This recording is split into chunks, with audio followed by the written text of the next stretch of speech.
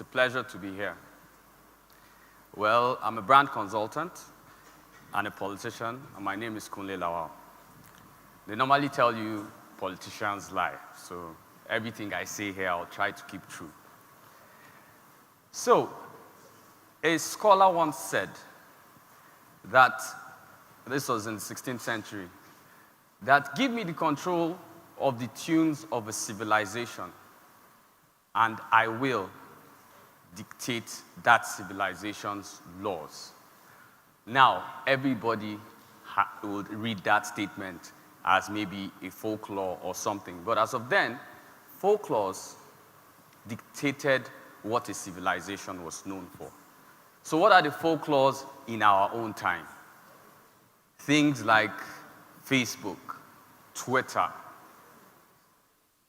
I don't want to call some brand names, but popular blogs, they actually have become the folklores of our own generations. So if I want you to think differently, all I need to do is hijack the folklores you believe in, and you will think differently. So I would start with everything you know about politics is a lie. And that is on which I would hinge my conversation today. I would attempt to unveil the iron curtain which we call politics in Nigeria. So, my topic is democracy, Lord of the votes. Now, you would assume that everything about democracy is, of course, a representative government representing people. Yes, that's what democracy is supposed to do. But is that what really happens? Is that what really goes on? Is that what really, in the most populous nation, a black nation in the world, is not known for anything politically? Well, we'll attempt to answer that. Okay, I don't know what's wrong with this. Anyway, the truth about politics is that we have a youth population that is above 60% of the voting population. But yet, we scramble for positions as PAs, as, small, sometimes even as low as ballot box runners. I would like to add that as a job and an occupation in Nigerian politics because it is constant and it occurs in all our elections. But that is what the most populous generation has been reduced to.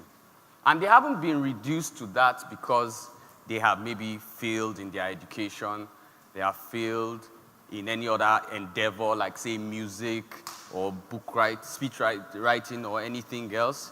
The truth is, we are that because as much as we would not like to believe it, we are politically illiterate. I am sorry, but it's the truth. You want to know why? Let me take you back to when you were growing up. Imagine you were 5 and you wanted to stay up and, watch that favorite movie. Then they start movies, NTA, then this show movies say 11. You'd want to pick up on that movie. And then your parents say, go to bed. And you ask, why? Because I'm your father or because I'm your mother. Now that is wrong. Because what that has done from the beginning is stop you from thinking as an individual. So instead of telling the child why they should go to bed, which is you need to go to sleep because you need to grow, you need sleep to, so that your body could function fully tomorrow, we just tell them go to bed because I'm your father, which has built an entire civilization or an entire civilization or an entire generation based on just following orders. So in the end, what we have politically are, I'm sorry to call it, slavery. Because that is exactly what happens. Someone would tell you in, let's say, like the last elections, don't vote for a small party. Do you know why? You are wasting your vote. Who gave you that idea? If you were wasting your votes, why do they now spend money buying votes? That's funny, right? But we believe that. So I would like to tell you what politics really is. Most people assume politics is one big word or politicians are some kind of, very special people. We're different, that kind of thing. A politician just walks, has plenty PAs, multiple. Sometimes you come into an event and you have to change your clothes like 5 times because you're a politician. That's not true. Politics actually is the ability to make you believe that you do something because you want to do it, but you are actually doing it because I want you to do it. That's politics, and that is real power. You see, politics has power, but the use of power is exerting influence. So if I'm able to exert influence on, let's say, someone here, and I want everybody now to think I'm so smart, so I'll just use big words, and I'll just talk to you guys. You already have it in your mind. He's using big words. Oh, wow, man, Omo, this guy's Oxford cooked. Meanwhile, I probably don't even have a first degree. And that is me exerting influence on you, making you believe what actually isn't there. But because of the way your mind, as they say, what the eyes see and the ears hear, the mind believes. And that's what happens in politics. So we need to understand, that this is how politics is. The truth is, politics is not such a bad game. Politics is not such a bad game. The problem with politics is the players, not the game. So I'll give you an example. We all love, let's say, football. Let me speak for the guys. We all love, say, football. Even when your favorite team is losing against one other team, and I'm an Arsenal fan, so I know what it is to lose. I actually feel it a lot. You don't need to make fun of my team right now. But I know what it is to lose. And I find my team losing most of, not sometimes, a lot of times. But does that make me hate football? No, it doesn't. But we have mistook the game. Young people don't want to be young, and people with capacity don't want to be involved in politics because they assume that politics is bad. It's not politics that is bad. It's the players that are bad. So if you want Nigeria to transcend to a Singapore or a Dubai, which we all love, or Canada, which we all find ourselves going to, we must change our players. If not, politics in Nigeria would remain the same, and nothing would change. So we need to get involved in the game. Another lie they tell you, I'm sure, no offense, but to Nigerian orientation agencies and a few other, everybody will tell you, go and vote, go and vote, go and vote. All of a sudden, once it's getting to election year, the music from January is go and vote, go and vote, go and vote, go and vote. But come on, voting is not the only thing politics offers, right? Why don't they tell you run for office? Why don't they tell you join a political party so you can dictate the primaries that actually brings out the candidates? Nobody tells you that. And they know why they don't tell you that. So that you continue to think that politics is a mystical game. But the truth is, it's just a game of strategy. So, anyway, I'll speak without this.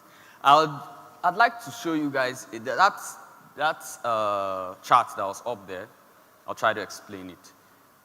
You see, in the presidential elections, we had almost a 63% viewing of people that came out to vote. Wonderful, right? Wow, so many Nigerians came out to vote. But when you now look at something like the gubernatorial, the numbers drop to about 54%. You now get to Senate, House of Rep, the number drops again a little bit to about, let's say, 40%. But when you get to local government chairman and councillors, do you know that this number drops to almost 12 or 14% of our electoral base? What is happening? Let me tell you the truth. They will tell you a president is important. Wrong. If a president was so important, will America function with somebody on top? I didn't call his name. It won't. So, the way governance is a tributary. What must happen is that it must flow from the first point of contact, which is your local government chairman, or your councillor actually. It must flow from there to your local government chairman, to your state house, your person in the State House of Assembly.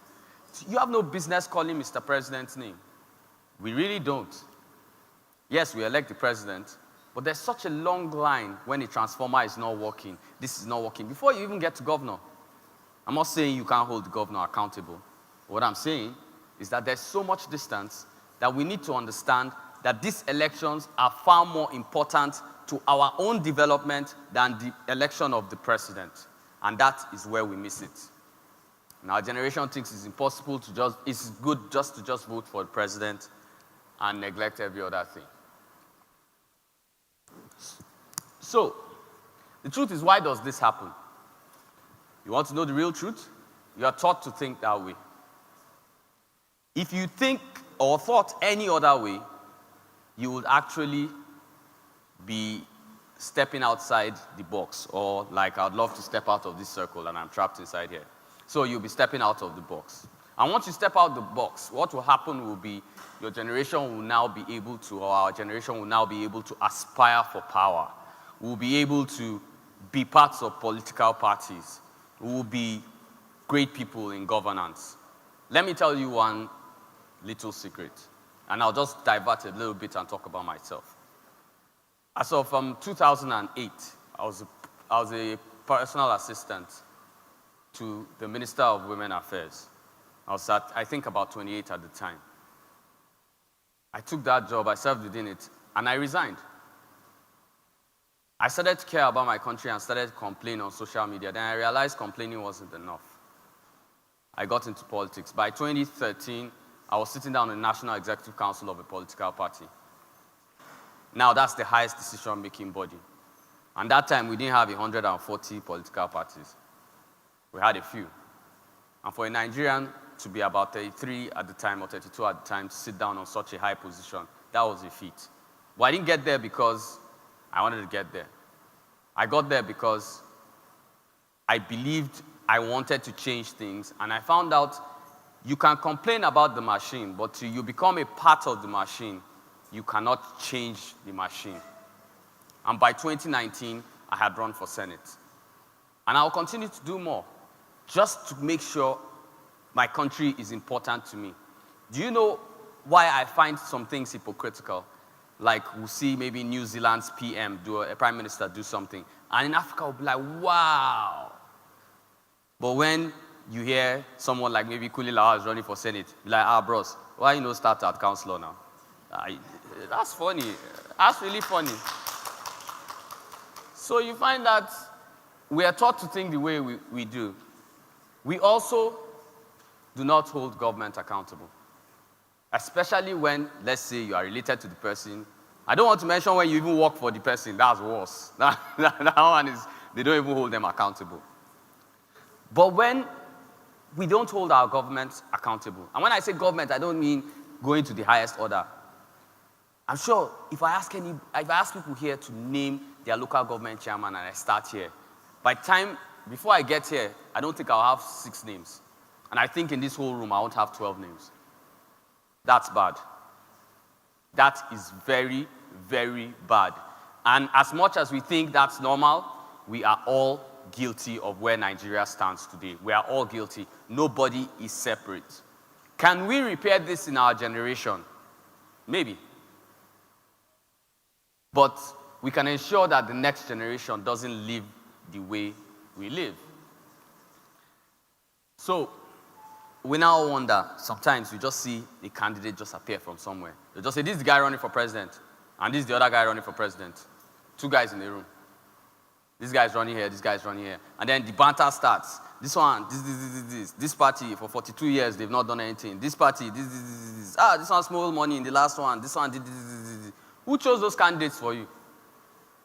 Let me tell you who chose those candidates for you. The same people that have been in the same power block choosing candidates for us since 1966. The same set of people that are choosing candidates for you till today. Do you want to know why? When they tell you join a political party, I beg, are they going to win? Do they even have money, sir? So I should come and be carrying things for them. What does it add to me? Oh, what does it add to you? Let me explain. That's why when some people turn 18 in some countries, they give them $1 million. But you chose your country to remain where it is because you don't want to participate. As long as you do not participate, you are away from everything. So, the three real points of democracy are: you can run for office, you can hold those in office accountable, be part of a political party, and most essentially, you vote. Nigeria's greatest strength is its people, not oil, not agriculture, and nothing else. I hope today you change your idea about politics. Thank you very much.